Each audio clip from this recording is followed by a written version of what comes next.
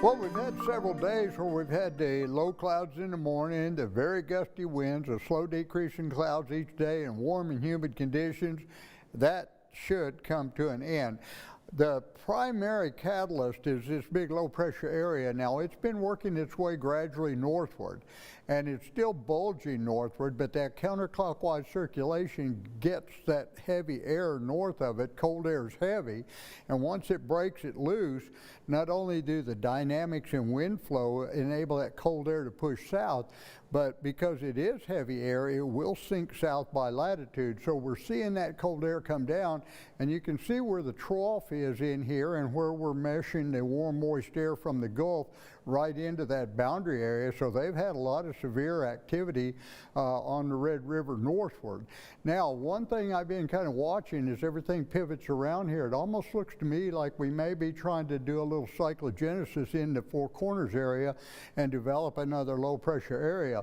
If we do, that could give us a little more dynamics tomorrow. So we're going to watch that, because my thought process where we were going to bring a secondary surge of this cold air that's coming down, bring it down behind this surge, and then kind of lay it out from about Marfa back up to North Texas, quasi-stationary tomorrow into tomorrow evening, and then get a secondary push that would bring it on to the south. And so I actually thought our frontal passage would be very early then on Monday morning. So I'm kind of sticking with that right now. We are going to have to watch though and see if we do develop something out in this area. But right now everything's looking pretty good. We still have our good flow pattern coming off the Gulf. We picked up a little bit of moisture from the southwest, not as much as normal. We have activity down south, but it's not making any move northward. So we've had some of the cloud cover.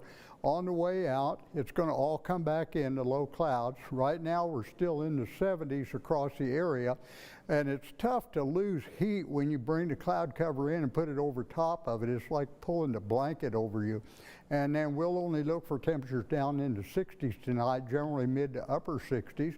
And the winds are going to continue from the southeast and south. They're still in there at about 15 to 20 miles per hour. And we're still getting some wind gusts that get us out to around 20 to 30 miles per hour. Got a 32 there at Waco being reported.